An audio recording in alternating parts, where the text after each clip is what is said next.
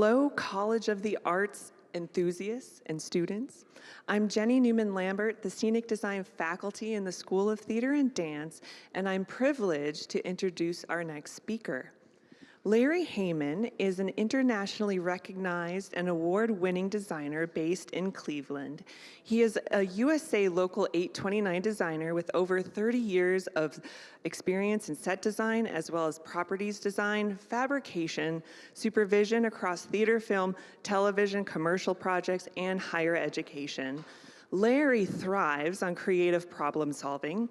He has a diverse portfolio in design work, ranging from opera, theater, film, commercial work, and trade events. Larry is also known for developing a new, low-cost, non-staining, non-fiber reactive stage blood recipe used in theaters nationwide and extensively published. Some of you had a chance to see him in action today. He is affiliated with the Goodman Theater, the Huntington Theater, the La Jolla Playhouse, Prague Shakespeare Company, the Cleveland Playhouse, Kaleidoscope Productions, Paramount Pictures Corporation, and 20th Century Fox, MTV, and Touchstone Pictures, just to name a few. Personally, I've enjoyed learning about this storyteller's story. Larry has an impressive international reach that he's achieved in part by valuing the relationships created in the entertainment industry, taking chances, and doing good professional hands-on creative work. I am so excited he is here to share his insight and experiences with you today. So please join me in giving a warm welcome to scenic designer Larry Heyman.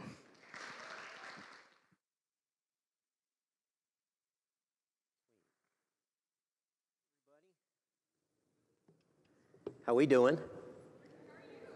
I'm good, thanks. Oh, wait, all right, there we go, look at that.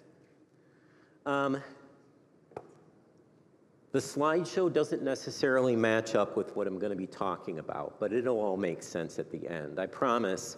There are times, Jenny can tell you this, there are times when I tend to ramble and sort of rabbit hole, and I come back to the point, and I actually do have a point, so you just have to trust me, okay? One of the things that nobody teaches us, one of the things that we never really get instruction on is how do we talk about ourselves? How do we talk about our own work? How do we market ourselves? How do we let other people know what we're capable of doing? And if you're like me and you were raised in the Midwest, you're reluctant to, right? You're taught to be humble. You're taught to be quiet. You're not taught to talk about yourself. And I have to tell you that as a freelance designer, that's a tricky thing to do. We don't do it enough. But I want you to take this into consideration. The people who you're working with right now in undergraduate and graduate school, the people who you are producing shows with, the people who you talk to daily, the people who you collaborate with, those people are going to become your colleagues. And those people are the people who you're going to be able to hire and who in turn will hire you.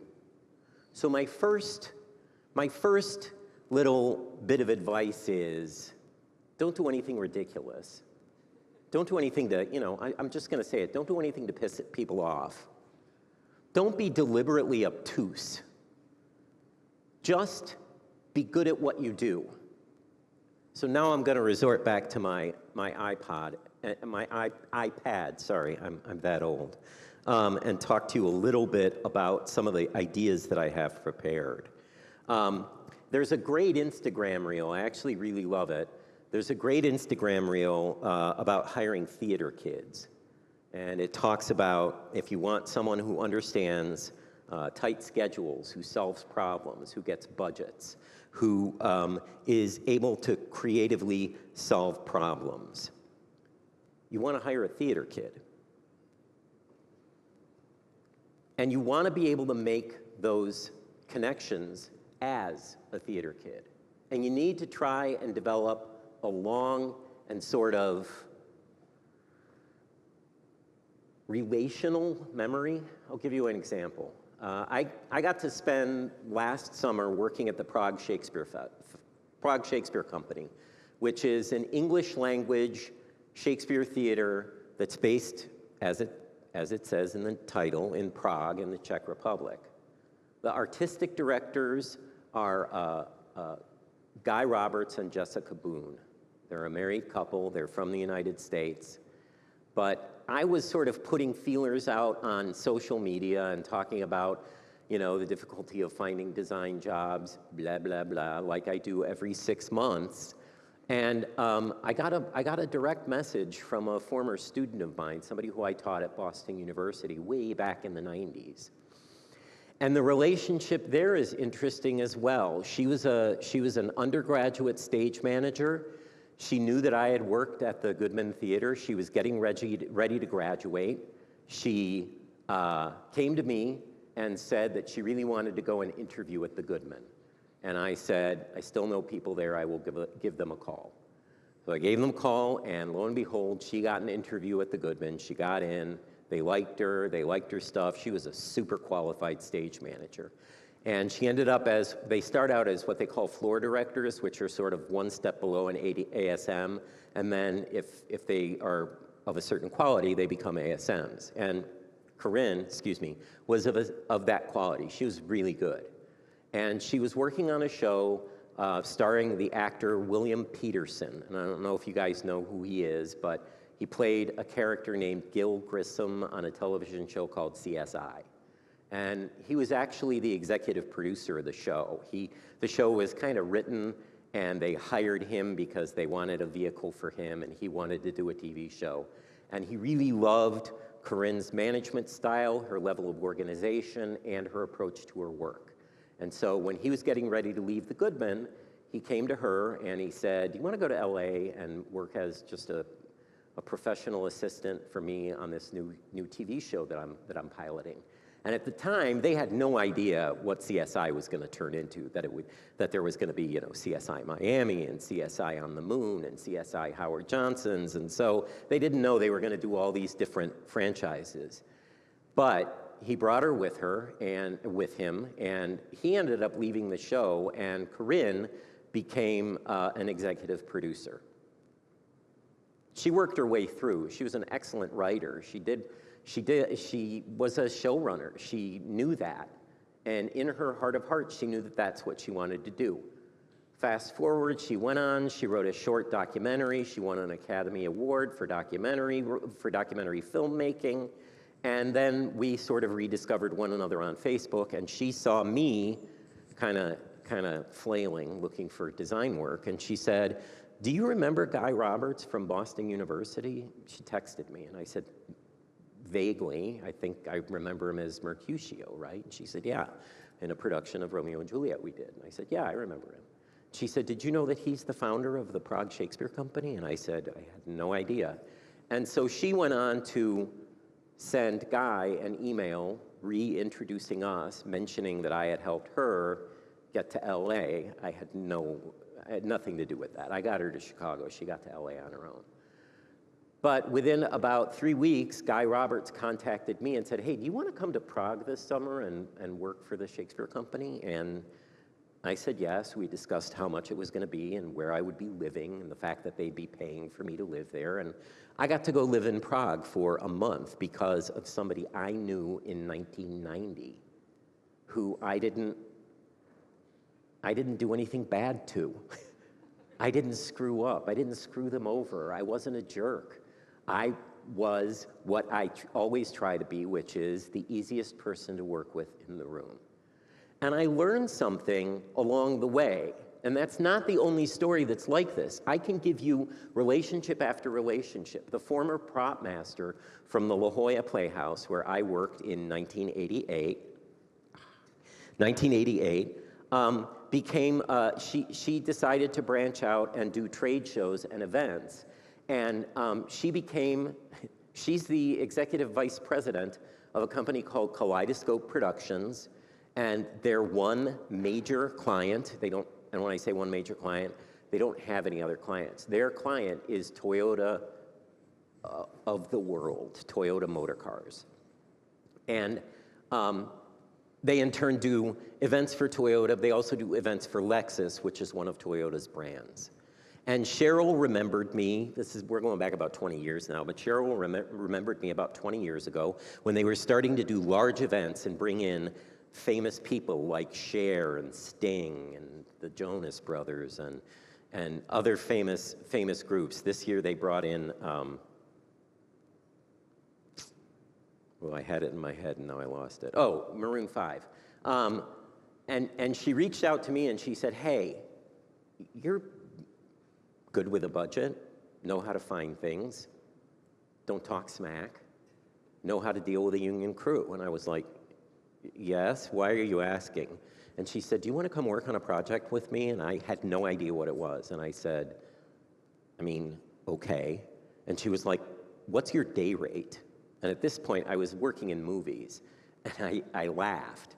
And I told her what my day rate was, fully assuming that she was going to say, okay, no, we can't do that. And instead, she said, oh, good. So we'll pay you twice what your movie day rate is if you just come to Vegas and do this show with us. And I've been doing the show on and off now for the past 20 years. Keep your friends, because there's a very good chance that those friends are going to hire you. In that course of time, I've actually met Akio Toyoda. Yes, there is somebody named Toyoda, and he's the CEO of the company. I have worked with lots of famous people. I have set up just the strangest little specific boutique hospitality rooms, but they needed somebody who understood props, who understood set dressing, who understood where to find stuff at a moment's notice, who had a good eye, and who was able to lay out a room and then disappear. And that's what I did. So I'm jumping around a little bit, and I'm gonna tell you a couple of other stories, but I have a few things that sort of relate to that. One of them is this one. This is one of my favorites. The very first film I ever worked on was in 1994. I worked on the film The Crucible, which shot in Massachusetts. I was living in Boston at the time and working for the Huntington Theater in Boston University. And this is another great thing. The prop shop of the Huntington Theater regularly got called by people producing stuff and people building things. And I mean, the baseball, the Red Sox were regularly calling and asking the Huntington if we could build a gigantic baseball head for them, and all sorts of strange things. I did stuff for the Ice Capades at a moment's notice. I fixed broken instruments for the symphony. We did lots of wild stuff. And we got a call from WGBH Boston, which is, at the time, it was one of the largest producers of PBS content in the United States. And they said, can you guys come over and help us do a couple of things? And again, it was just that vague. But Chris Holmes, the prop director, and I went over to WGBH and freelanced. We day played with them. And we ended up doing some scenery for Masterpiece Theater and some scenery for a couple of other things. And then we dressed a couple of sets for them. And they decided they liked working with us because we were low key and no problem. And so we got called back pretty regularly. And on one of the calls, there was a whole group of people, and they're all friends of the people who worked for WGBH, who were many of whom were former theater kids. And one of them was a guy named, his name is Robert Schleinig, but everybody calls him Schnig. And he was the prop director for the Trinity Repertory Theater in Rhode Island. And at the time, he was sort of easing into film. He had gotten into the New York local film production arm, and he was a member of IATSE, Studio Mechanics and Motion Picture Machinery Operators, which I was a member of at one point as well. And he and I got to talking, and he said, one of the guys says, you want to work on movies? And I said, I kind of do. And he said, there may be something coming up. Can I get your number? And I said, sure. And I gave him my number, and I completely forgot about it. And I'm at home as we were getting ready to go on summer break from the Huntington Theater, and my phone rang. And I answered it, and it was Schnig, and he said, hey, so you remember that movie I told you about? And I said, yeah. He said, yeah, it's definitely coming, and we've hired pretty much everybody in the art department, but somebody told me that you like gardening. And I said, yes. And he said, no, seriously, are you a gardener? And I said, yes. And he was like, because he sounded unsure. And I was like, I'm trying to figure out where this conversation is going, Schnee. And he said, well, so it's a pretty big movie. At this point, I didn't know it was The Crucible. He said, it's a pretty big movie. It's being directed by a pretty big director. It's got some pretty big stars in it. And we need greens people. And I was like, again, you know, I mean, I'm gonna say yes. You could tell me that you're looking for somebody to like wash dishes, and I would probably say yes. But I said, okay, what's a greens person? And he said, literally everything that you see outside in a movie.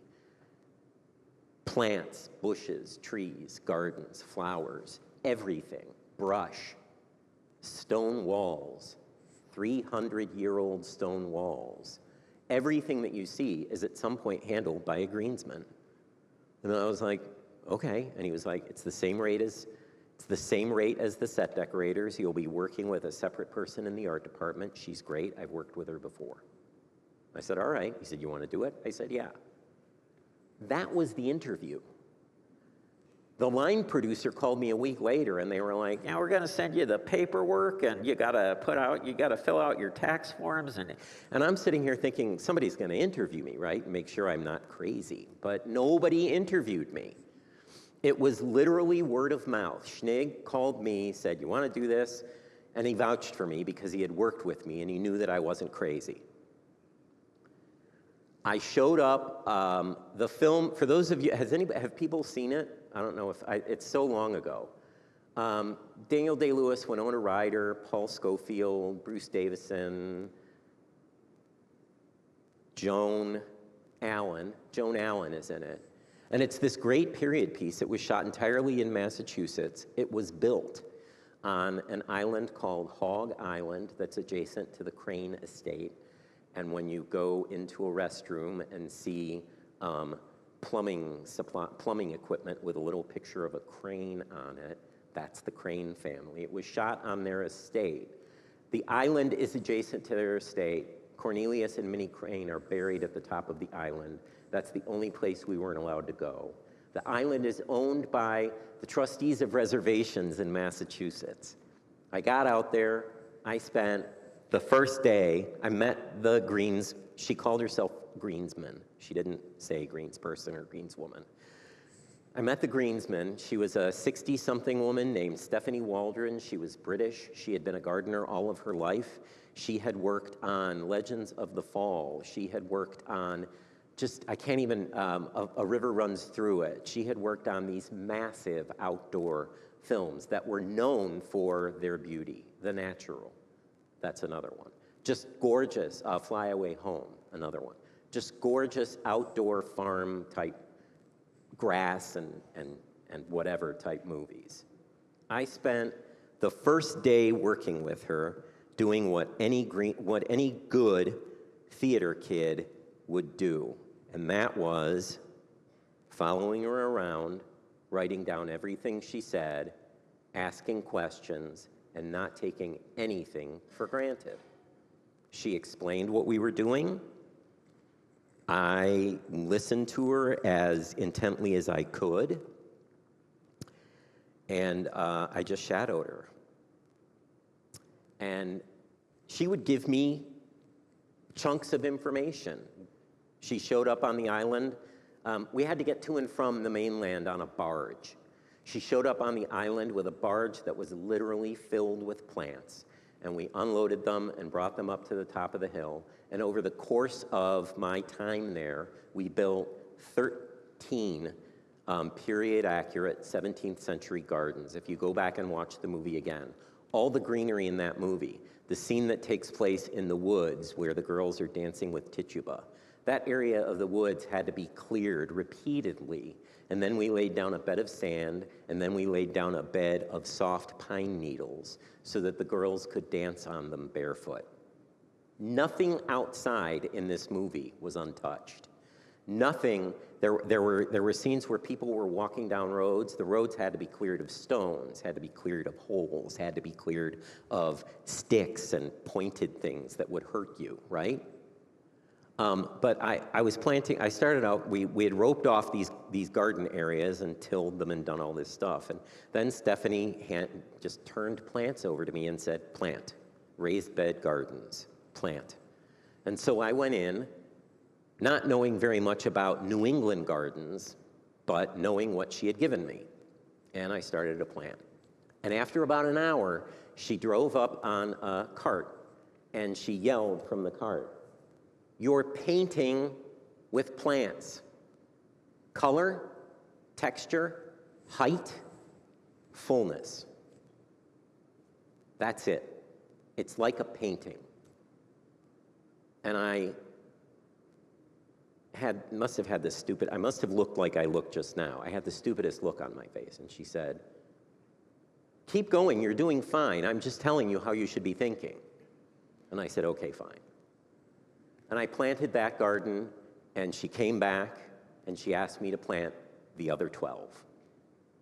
Not with her, not with an assistant, just drive around in a little cart filled with plants and slowly but surely paint out the gardens.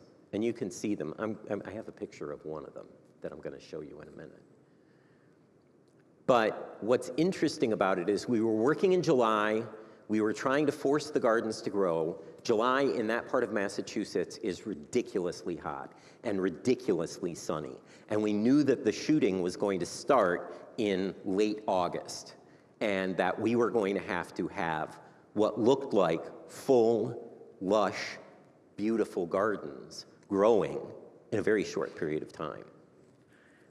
Here's why movies cost so much. We needed water, and Hog Island didn't have a really good flowing water source. And we tried bringing a water truck onto the island, but it was just really hard to navigate on the narrow paths. So the solution was that 20th Century Fox called the Army Corps of Engineers and asked them to come to Hog Island and drill a well. And they drilled a 120-foot deep water well. They put a diesel-powered pump on the top of it. And for the rest of the summer, we had fresh running water on the island. We also planted a $35,000 tree. That's another story. But because it was summer and because it was hot, we had to string hoses and pipes and pumps and all sorts of things down from the well to water the gardens. And one of the instructions that Stephanie gave us was, no matter what, everything gets watered every single day. Now, if I could give that to you as a life lesson, everything gets watered every single day, I would hope that your takeaway would be to water everything every single day. At that point, we had hired on two, I was the second greensman. This is the way films work. So Stephanie was the greensman, I was the second greensman, and then we hired a second, don't even get me started, and a third. It has to do with pay scales.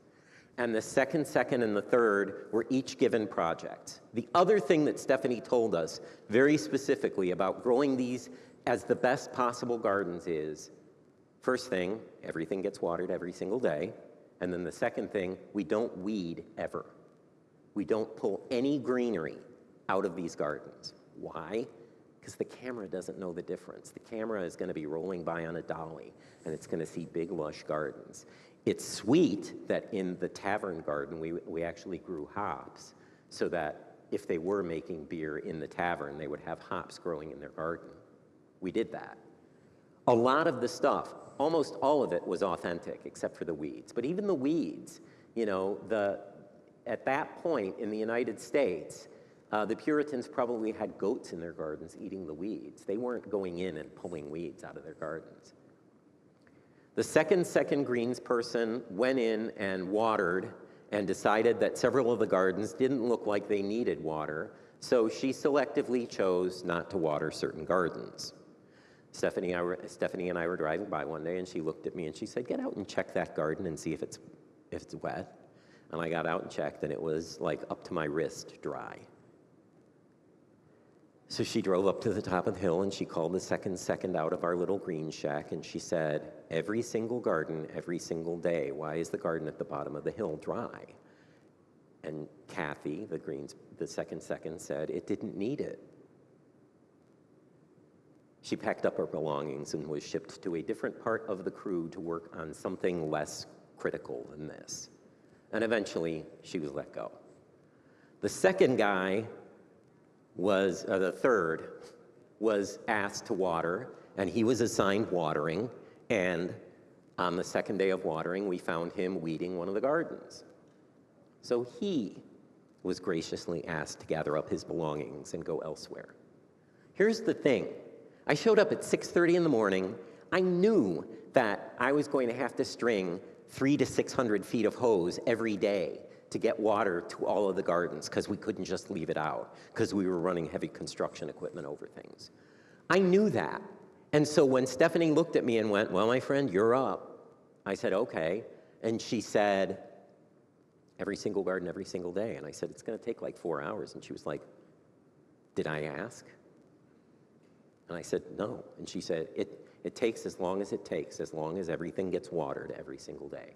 I got in at 6:30 in the morning, and I watered until almost noon every day, but everything got watered. On about the third week of working on this movie, and then I'll move on from The Crucible, but this was a huge learning experience for me, and it's a really good example of why theater people are the people who movie makers like working with, because we take things seriously, we follow directions. We're not stupid. We know how to tie knots. I'll tell you about that in a second. I was sitting in one of the gardens that I had planted, and I was fiddling around, not weeding. Believe it or not, the cinematographer, who was a really, really lovely man, came walking through and did a walkthrough of one of the gardens and said, we're going to shoot right here. It would really be cool if all the plants were leaning towards me so that when I brush past them, we get just this beautiful vista. And so Larry then took his trusty trowel and went down and dug all the plants up and tilted them so that they were growing in the direction that the DP wanted them to grow. And while I was doing that, Stephanie came to the garden and very quietly sat down next to me. She sort of crouched on her heels. And she said, and she was really an old soul, if I've ever met one. And she said, I've just heard 2 rumors. And I said, okay. And I'm thinking, I'm going to get fired. Somebody told her I was weeding or that I didn't know how to water, or I don't know, but that's what I'm thinking. And she goes, the first rumor is that you've never done greens before. And I looked at her and I said, first time for everything. She said, the second rumor is that you've never worked on a movie before. And I said, once again.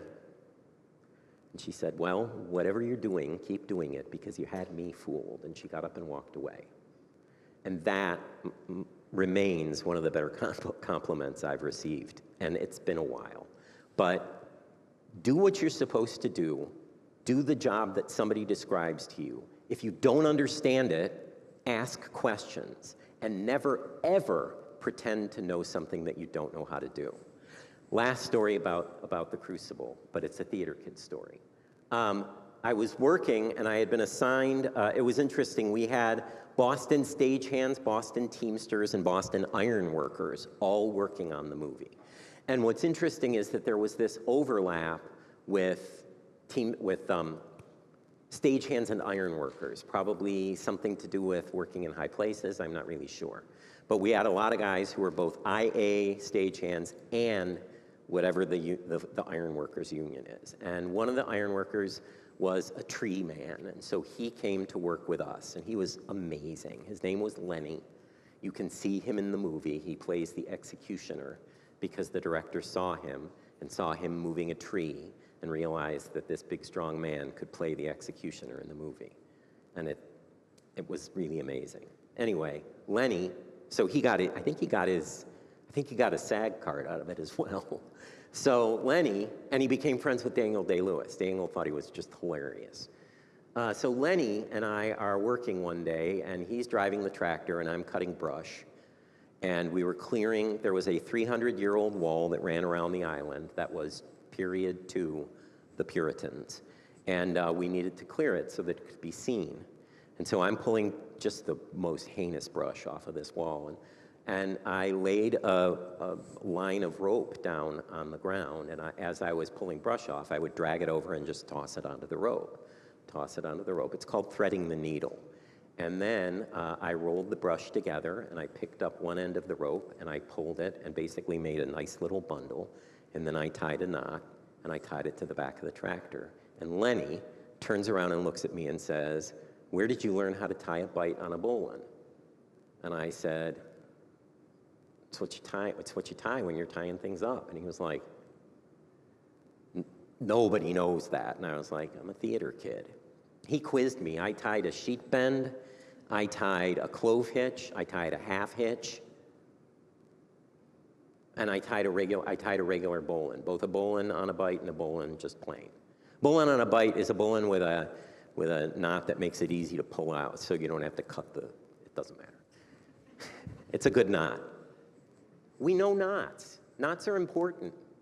When you're loading and unloading a truck and you're a set dresser and you're getting paid $600 a day, it's nice if you know how to load a piano onto a truck so that it doesn't fall over the minute they drive away. Because when pianos fall over, you get fired. They don't take it out of your paycheck. They just don't want to see you anymore. Okay.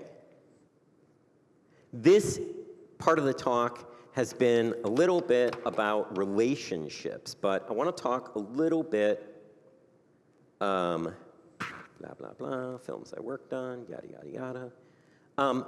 Theater kids know stuff, and one of the really important things that I wanted to touch on is every single film that I worked on in New England, after I worked on The Crucible, I got through word of mouth. It was usually a phone call from a line producer saying, "Are you available?" And I would say yes, and they would give me an address, and I would go there and shoot. I worked on To Jillian on her 37th birthday, which was shot on Nantucket. I seem to have been the island guy for a while. And I worked on, I worked on a really bad movie called The Proposition, that was set in the 1930s, and it was in Boston, and it was in downtown Boston, and it was an interesting couple of months of work. Kenneth Branagh and Neil Patrick Harris and William Hurt and Madeline Stowe all signed on to this movie that was just awful. But it was a cool experience, and again, I got hired by somebody who had heard that I had worked with somebody that they knew, and that I might actually know something. If I'm being honest, I've probably actually only interviewed for about 3 or 4 jobs in my entire career. Just another connection, Cheryl Riggins, the prop master at the La Jolla Playhouse, who worked for Kaleidoscope Productions, Toyota, blah, blah, blah. When Alice McGuire, the prop master at the Goodman Theater, was looking for an assistant, she reached out to all of her friends who were prop masters, and Cheryl came walking into the prop shop and said, "I'm on the phone negotiating a job for you with Alice McGuire, but I'm probably going to have to let you go for like a month, but she's going to fly you to Chicago. You're going to work on a show, you're going to get to know her, and then if she likes you, she's going to hire you." And I was like, "Okay, how much am I getting paid?" And she said, "We're still working on that." And Cheryl went on, and because Cheryl had worked for Alice when Alice was at the Santa Fe Opera, and now Alice was at the Goodman, and Cheryl was at the La Jolla Playhouse, Larry got a job at the Goodman. And I worked at the Goodman for almost 4 years. And I did, Alice, this is my humble brag. I was Alice's single assistant. Alice now has 6 assistants. So everybody can just shut up about that. But I mean, we work in an industry of relationships. We work in an industry of communication. We work in an industry of collaboration. We have to understand how to talk to people, how to present ourselves, how to do what we know, and how to learn more about what we want to learn. We have to be able to do that. And honesty really is the best policy. The third, and this is the last film I'm going to talk about, but the third and final film that I want to talk about was Rushmore, which is a totally different film, shot in, believe it or not, it was shot in Houston. The entire movie. It looks like the northeastern United States. The whole movie was shot in Houston. And the set decorator on the film was a woman named Sandy Wasco. Her husband was the production designer. His name is David Wasco. A couple of years ago, they won Academy Awards for La La Land. They have designed and or decorated all of Quentin Tarantino's movies. And they have designed and or decorated at least 3 of Wes Anderson's movies. So when people talk about the Wes look is actually Bob Yeoman, his cinematographer, and the people who are decorating the film for him. He has some idiosyncrasies, but he doesn't dictate the color of the paint on the walls. That's somebody else. But anyway, I got a call from, again, somebody who I had just worked with on another movie. He's a set decorator. He said, hey, so Sandy and David Wasco, like I'm supposed to know who they are. This was before the internet. Sandy and David Wasco are coming to Houston to work on a film for some young filmmaker that everybody's talking about, and I'm going to tell Sandy she should hire you. And I was like, okay. And I didn't even talk to Sandy on the phone. The first time I met Sandy was the day I started. I got a call from the line producer saying, Sandy told me that I needed to hire you. You're going to be your buyer. You're going to be her buyer. You're going to buy all of the art department for that movie. And I was like, okay. And they said, here's your rate. You'll come in. You'll sign your start papers.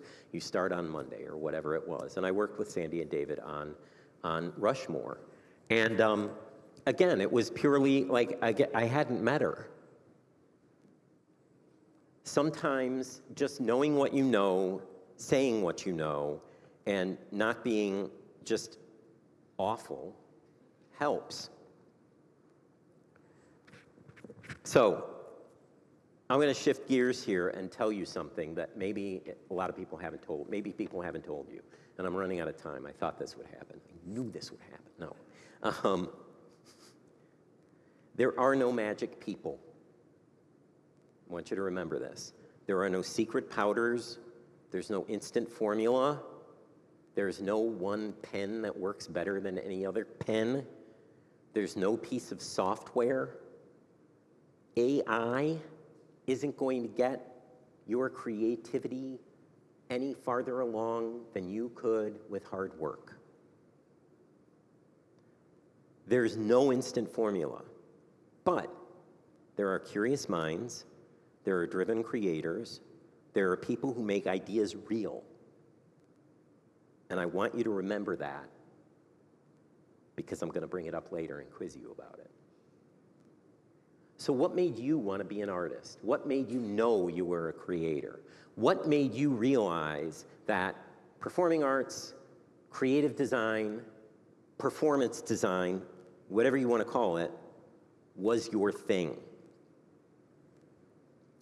Think back to a time when it wasn't about getting a job, when it wasn't about paying rent, when it wasn't about buying things. Why did you want to make art? And just have that answer in your head because it's going to be important.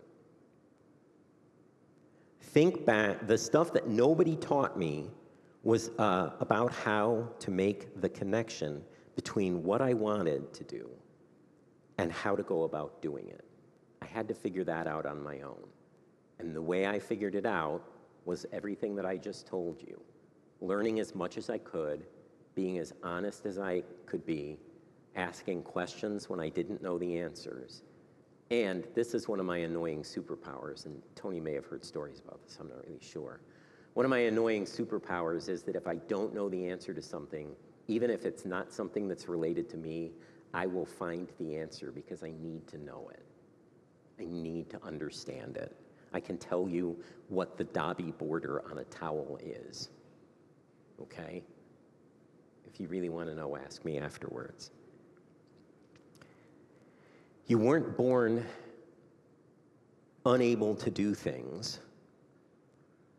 You've been told what you can or can't do, or what you should or shouldn't do for your entire life.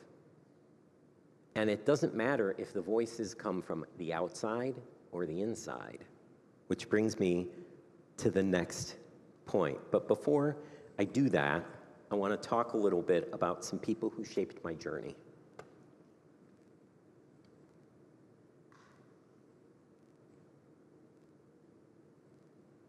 One of my favorite people, one of my heroes, is a guy named Dr. Richard Feynman. He worked at Caltech. He was a Nobel Prize-winning physicist. He wrote extensively about quantum theory. He was one of the people on the Rogers Commission who theorized about why the Space Shuttle Challenger failed. And he turned out to be right. He had a theory. He tested it in the hearings.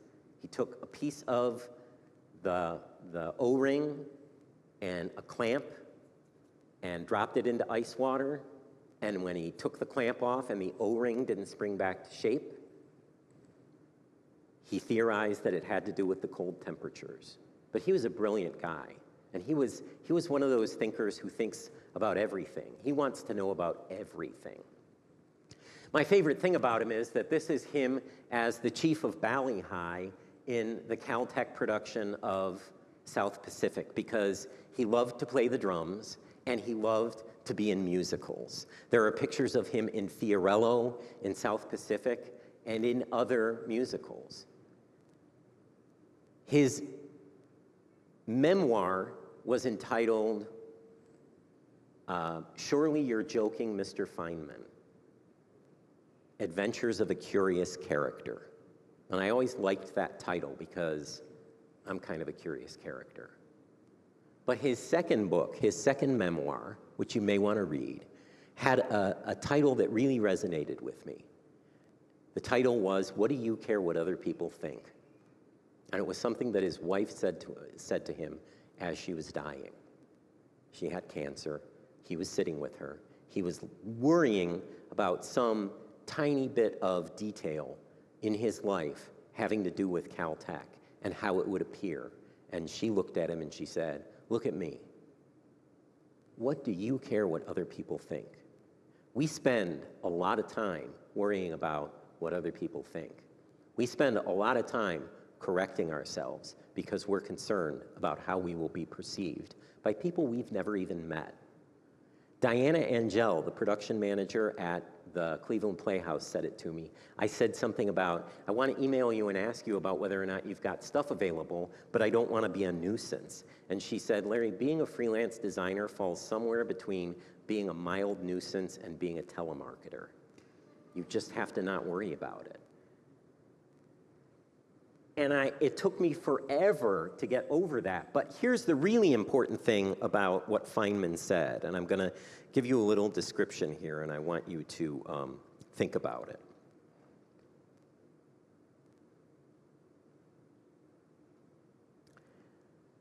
One of the reasons that the title resonated with me was because as a young designer, several design professors told me that I didn't take things seriously enough, that I was too whimsical, that I would have difficulty finding success because I didn't seem like I was taking the job seriously. And I took that and I really worried about it. I worried about what other people thought. But I didn't let it stop me because I like being whimsical. I like what happens to my scenery when I decide not to worry about how it's going to look to somebody who doesn't understand what's going on inside my head. So let me ask you this. If, and I don't know if they have this here at Kent, but if you're in the Honors College or something related to it, if you were in the NHS when you were in high school, if you were gifted when you were earlier than high school, if you have ever internally doubted what you do, if you've ever worried or thought that your skills and successes, if you've ever doubted your skills and successes, if you've ever had a feeling persistently of inadequacy or believing your success is undeserved, even when evidence suggests otherwise, you may be able to attribute that to something called imposter syndrome. It's also the factor, one of the factors is the fear of being exposed as a fraud. And if it sounds familiar to you, it's because I have it. I'm constantly worried that whatever I'm doing, I worried about this. I was up at 3 o'clock in the morning rewriting bits and pieces of this speech because I was really afraid that I wasn't going to be able to speak effectively, even though I have been speaking effectively for the better part of my life. Not speaking is a bigger challenge for me. But I want you to think about that, and if it seems familiar, I want you to think about this. That's Paul Rand. He's a graphic artist. And one of the things that he used to say is, don't try to be original, just try to be good. We spend a lot of time chasing original ideas when the reality is sometimes just being authentically careful in what we're doing is all we need to be. The reason he's here is, one, I love him as a designer. Two, he designed two of the most recognizable logos in North America, UPS and ABC. And he designed those in the 1960s. And when he designed them, he gave his clients one version of each of those designs. And if they didn't like them, he took them away. That's confidence. That's, you know. But the other thing that I like about him is he wrote a book called From Lascaux to Brooklyn that talks specifically about man's need to communicate visually. Lascaux refers to cave paintings. And my final dude, my final personal hero is a guy named Bryce Rutter, who I think has possibly the best name in design. Bryce is an industrial designer who taught me, he's a PhD in industrial design. He took a semester and taught at the University of Illinois, and I was lucky enough to take a class with him. And one of the things that he did was he gave me an exercise that I still do today. And it's called sketch, tear, toss, repeat. And that is when you're not sure of what you're doing, when you have no idea what your design is supposed to be, you take an unsharp pencil, dull, and you sketch on cheap paper as quickly as you can. And then you tear it off, you throw it on the floor, and you keep going. And you do that for 15 minutes. And then you go through the pile. And eventually you find a seed for a design that you can then refine. But I still use that today. If you're wondering why Bryce is holding the Gatorade bottle, it's because he designed it. He's made about $12 million off of that design. I mean, if you really wanted to make a big, big bank, industrial design is the way to go, but there are only like 100 of them in the United States. That's not true. Okay, I'm gonna wrap it up. I had more that I wanted to talk about, but that I always do. We're not born with the ability to create, draw, paint, or sculpt. Acknowledge failure, move on, and be willing to abandon what you know won't work. Instead, find the fun and whimsy, the thing that makes your heart sing, and cultivate that. Treat your inner voice. This is the most important thing. Treat your inner voice, that negative voice that tells you you're not good enough, Jenny knows you don't know what you're doing, Tony's gonna think you're a fraud, everybody looks at you and thinks the coat is too short, whatever. Use that inner voice as your superpower and prove it wrong. Use that voice to prove that you can. Treat the inner voice as a superpower, but don't let it ruin your well-being. There are no magic people. There are no secrets. There are just curious people who keep sketching, keep planting, keep tying knots, and trying. So trust your whimsy, do the work, and let your superpower be proving doubt wrong. That's all I got for you.